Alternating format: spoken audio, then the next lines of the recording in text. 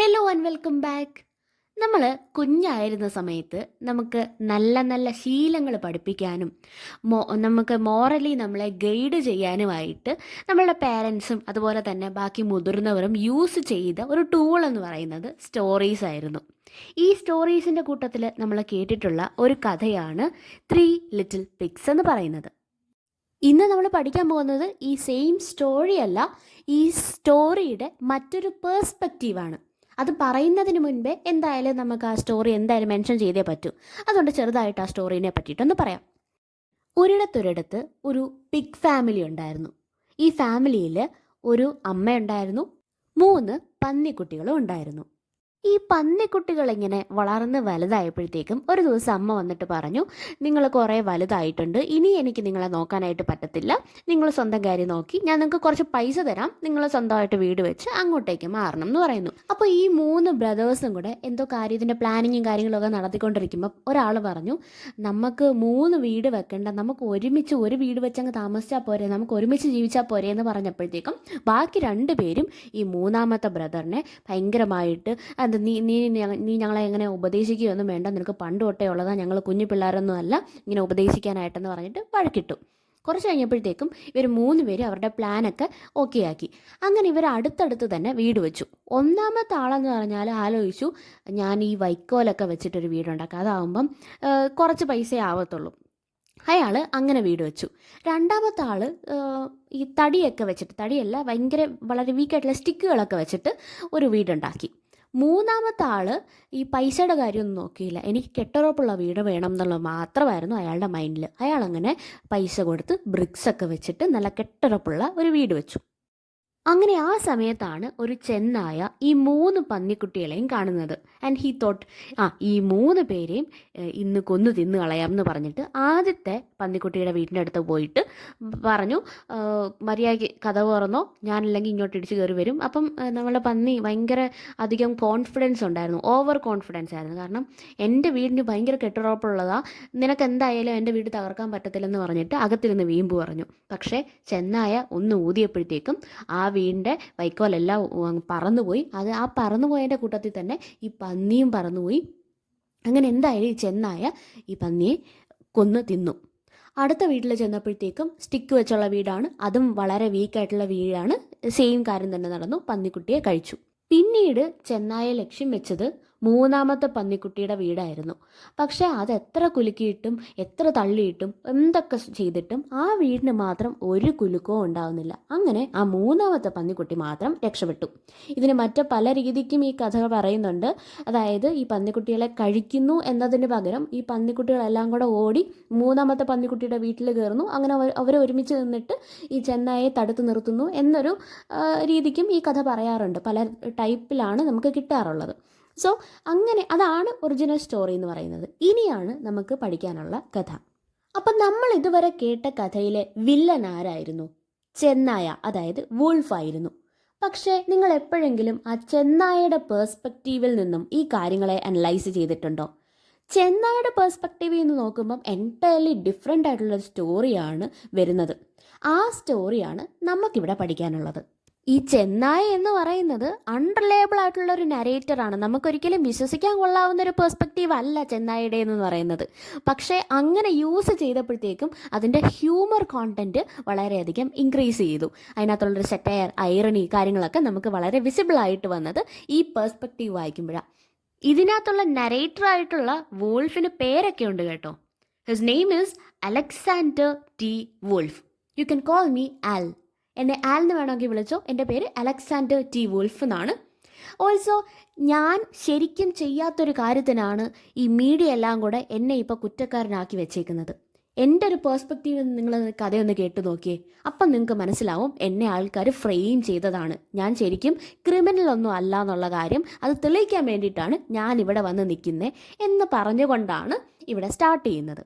ഈ നടന്ന ക്രൈമിന് media publicity ഒക്കെ വന്നപ്പോഴത്തേക്കും അലക്സാണ്ടർ ടി വോൾഫ് എന്നുള്ള എൻ്റെ പേര് മാറ്റിയിട്ട് എല്ലാവരും എന്നെ ഇപ്പം വിളിക്കുന്നത് ബിഗ് ബാഡ് വോൾഫ് എന്നാണ്. എനിക്ക് ആ പേര് ഇഷ്ടമല്ല, ഞാനത് ഡിനൈ ചെയ്യുന്നു. ബിക്കോസ് എനിക്ക് എൻ്റെ സൈഡ് ഓഫ് ദ സ്റ്റോറി ഉണ്ട്, അത് ഞാൻ നിങ്ങൾക്ക് ഇപ്പോൾ പറഞ്ഞു തരാം. വോൾഫ് എന്നിട്ട് പറയുവാണ്, ഈ ഞങ്ങളുടെ നാച്ചുറൽ ഡയറ്റിൻ്റെ ഭാഗമാണ് ഈ റാബിറ്റ്. പിഗ്, ഷീപ്പ്, ഈ കാര്യങ്ങളൊക്കെ. ഞങ്ങളത് നോർമലി കഴിക്കുന്നത് പോലെ കഴിക്കുന്നതേ ഉള്ളൂ. അത് കഴിക്കുന്നതിൻ്റെ പേരിൽ മാത്രമാണ് ഞാനിപ്പം ക്രിമിനലായിട്ട് നിങ്ങളുടെ മുന്നിൽ നിങ്ങൾ പോർട്രേ ചെയ്യപ്പെട്ടിട്ട് ഞാനിപ്പോൾ നിൽക്കുന്നത്. പക്ഷേ നിങ്ങളൊന്ന് ആലോചിച്ച് നോക്കി, നിങ്ങളിപ്പോൾ പറയുന്നു വളരെ ക്യൂട്ടായിട്ടുള്ള കുറച്ച് അനിമൽസിനെയൊക്കെയാണ് ഞാൻ കഴിക്കുന്നത്, ഹൗ ക്രൂവൽ എന്നൊക്കെ നിങ്ങൾ പറയുന്നില്ലേ. പക്ഷേ നിങ്ങളൊന്ന് ആലോചിച്ച് നോക്കിയേ, നിങ്ങൾ കഴിക്കുന്ന ചീസ് ബർഗർ, നിങ്ങൾ ഭയങ്കര ഇഷ്ടപ്പെട്ട് കഴിക്കുന്ന ചീസ് ബർഗർ ഒരു ക്യൂട്ടായിട്ടുള്ള അനിമലാണെന്ന് വിചാരിച്ചേ. അപ്പം ഞാൻ നിങ്ങളുടെ അടുത്ത് അങ്ങോട്ട് പറയും നിങ്ങളും ഇതേപോലെ ക്രൈം ചെയ്യുന്ന ആൾക്കാരാണെന്ന്. അത് നിങ്ങൾ സമ്മതിച്ചു തരുമോ? ഇല്ലല്ലോ. അതുപോലെയുള്ളൂ ഞങ്ങൾ ഈ കഴിക്കുന്നത് കുറ്റമാണെന്ന് പറഞ്ഞു കഴിഞ്ഞാൽ ഞങ്ങളുടെ അവസ്ഥ. നിങ്ങൾ ക്യൂട്ടാണെന്ന് പറഞ്ഞത് വെച്ചിട്ട് ഞങ്ങളുടെ നാച്ചുറൽ ഡയറ്റ് ഞങ്ങൾക്ക് മാറ്റി നിർത്താൻ പറ്റുമോ? ഇല്ല. അത് ക്രൈമാണെന്ന് നിങ്ങൾക്ക് പറയാൻ പറ്റുമോ? ഇല്ല, അതുമില്ല. എന്തിനാണ് വെറുതെ ഞങ്ങളെ പറ്റിയിട്ട് അനാവശ്യം പറഞ്ഞു പരത്തുന്നത്? നിങ്ങൾ ഈ കേട്ട സ്റ്റോറിയുടെ സത്യാവസ്ഥ നിങ്ങൾ അറിയണം. ശരിക്കും അത് ഞാൻ എന്തെങ്കിലും ക്രുവൽറ്റി ചെയ്തതിനെ പറ്റിയിട്ടല്ല.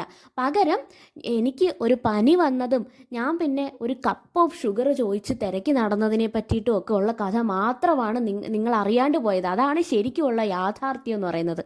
പക്ഷെ നിങ്ങൾ അറിഞ്ഞ കഥ വേറെയാണ്. അതുകൊണ്ടാണ് നിങ്ങളെ ഇപ്പം എൻലൈറ്റൻ ചെയ്യാനായിട്ട് ഞാനിവിടെ വന്നത്.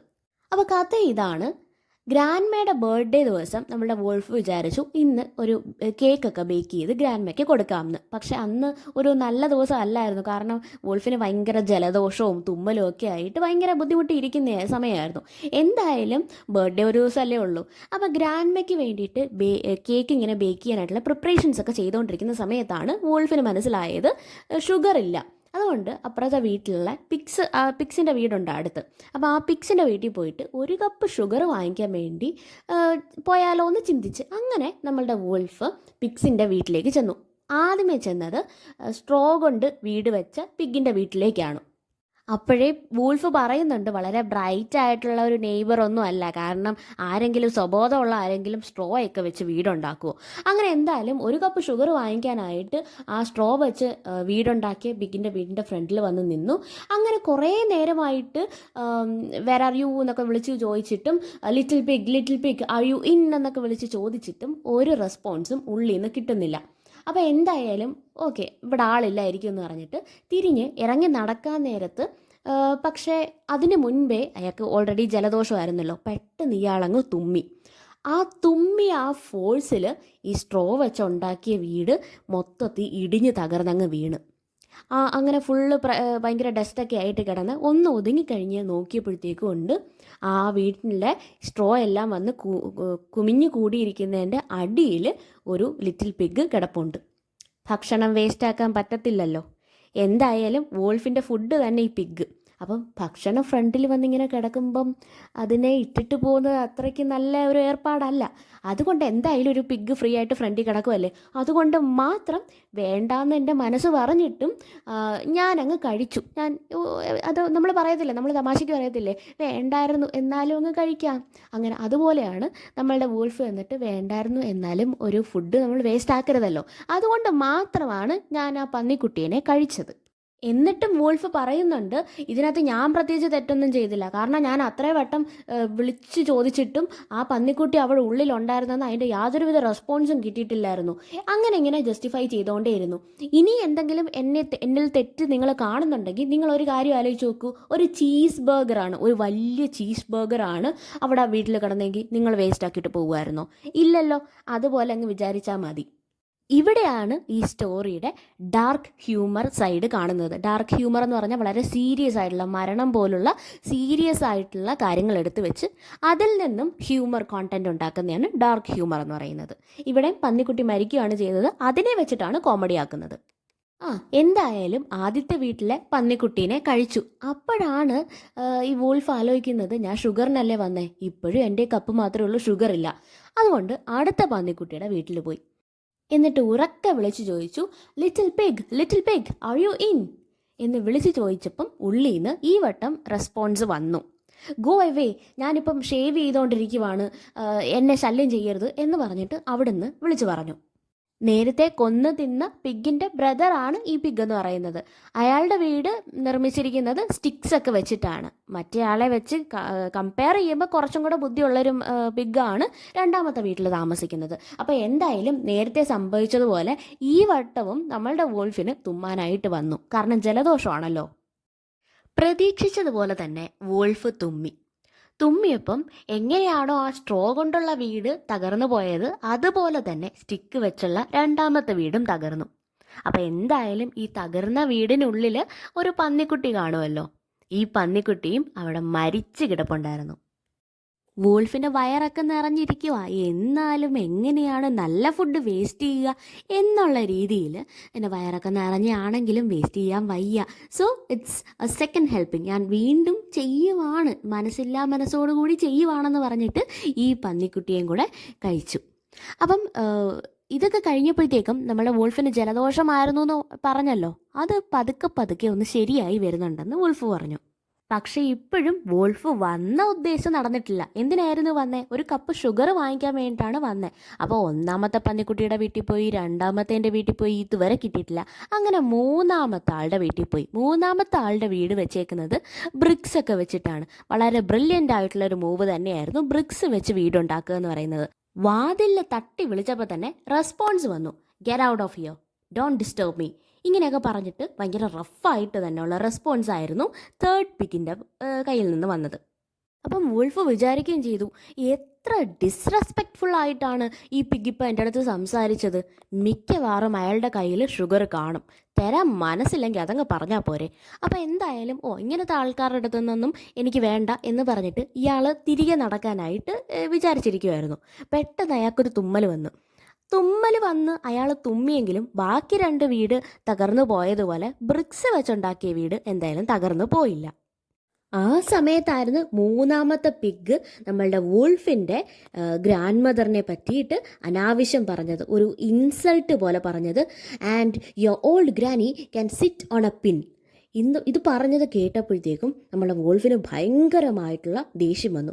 അങ്ങനെ ഈ വീട് തകർത്ത് അതിനുള്ളിലേക്ക് കയറാൻ വേണ്ടി ഡോറൊക്കെ തകർക്കാനായിട്ട് ഭയങ്കര ദേഷ്യമായിട്ട് ഇങ്ങനെ നിൽക്കുവാണ്. അപ്പം ഈ വിശപ്പുകൊണ്ടൊന്നുമല്ല, പക്ഷെ ദേഷ്യം കൊണ്ടാണ് ഈ ഡോറ് തകർക്കണമെന്നുള്ളൊരു കാര്യം അയാളുടെ മൈൻഡിലേക്ക് വന്നത്. വോൾഫ് ദേഷ്യം കാരണം ആ ഡോറെല്ലാം തല്ലി തകർക്കാനായിട്ട് നോക്കി. അതേ സമയത്ത് തന്നെ വോൾഫിന് തുമ്മലും വന്നായിരുന്നു. അത് തുമ്മുന്നു, തല്ലി തകർക്കാനായിട്ട് നോക്കുന്നു. ആകെ മൊത്തത്തിൽ ഒരു പ്രോബ്ലമാറ്റിക് സിറ്റുവേഷനാണ് അവിടെ ക്രിയേറ്റ് ചെയ്തത്.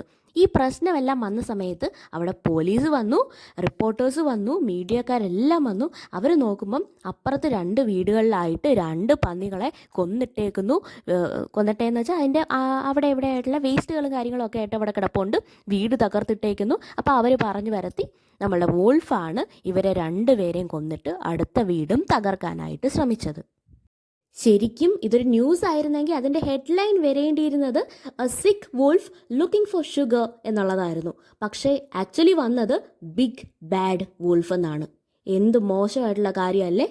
ഞാൻ വെറുതെ ഷുഗർ ചോദിക്കാൻ പോയ ഞാനാണ് ഇപ്പോൾ ക്രിമിനലായിട്ട് നിന്നത്. ഇത്രയും തുമ്മലും ഇതേപോലുള്ള ഭയങ്കര സില്ലി ആയിട്ടുള്ള കാര്യങ്ങൾക്ക് വേണ്ടിയിട്ട് ഞാൻ ക്രിമിനലായി മാറി എന്നുള്ളതാണ്. ഒരു സർക്കാസ്റ്റിക് കൺക്ലൂഷൻ കൂടെ വോൾഫ് അവിടെ കൊടുക്കുന്നുണ്ട്. ഇതാണ് എൻ്റെ story, that's it, the real story. I was framed. Actually ഞാനിതൊന്നും ചെയ്തതല്ല, എന്നെ എല്ലാവരും കൂടെ കുടുക്കി കളഞ്ഞതാണ് എന്നുള്ള കാര്യം. ആരൊക്കെയാണ്? മീഡിയയും എല്ലാ പോലീസും എല്ലാവരും കൂടെ എന്നെ ഇങ്ങനെ ഫ്രെയിം ചെയ്ത് ഞാനൊരു ക്രിമിനലാണെന്ന് എല്ലാവർക്കും മുന്നിലേക്ക് എത്തിച്ചതാണ് എന്നാണ് പറയുന്നത്. അപ്പം അവസാനമായിട്ട് വോൾഫ് പറയുന്നുണ്ട്, ഇപ്പോഴും എനിക്ക് ഷുഗർ കിട്ടിയിട്ടില്ല, ആരെങ്കിലും എനിക്കൊരു കപ്പ് ഷുഗർ തരുമോ? ഓക്കെ, അപ്പോൾ അതാണ് കഥ എന്ന് പറയുന്നത്. ഇപ്പം നിങ്ങൾക്ക് മനസ്സിലായി കാണുമല്ലോ എങ്ങനെയാണ് ഓരോരുത്തരുടെ പേഴ്സ്പെക്റ്റീവിൽ നിന്നും ഒരു കഥ കാണുമ്പം ആ കഥയ്ക്കകത്ത് വരുന്ന ചേഞ്ചസ് എന്ന് പറയുന്നത്. നോർമൽ ലൈഫിലും ഇതൊക്കെ തന്നെയാണ്. ഒരു ഇൻസിഡൻറ്റിന് ഇപ്പോൾ പറയത്തില്ലേ, അമ്മയെ തല്ലിയാലും 2 വശമെന്ന്, അതുപോലെ തന്നെയാണ് ഇവിടുത്തെ കാര്യവും. ഒരു റിയൽ ആയിട്ടുള്ള ഇൻസിഡൻറ്റ് എടുക്കുമ്പം പലർക്കും പല പല പേഴ്സ്പെക്റ്റീവ് ആയിരിക്കും. വില്ലനെ സംബന്ധിച്ചിടത്തോളം കഥയിലെ ഹീറോ വില്ലനായിരിക്കും, പക്ഷേ ഹീറോയ്ക്കെന്നും ഹീറോ തന്നെയായിരിക്കും കഥയിലെ നായകനെന്ന് പറയുന്നത്. It's all about perspectives. Thank you.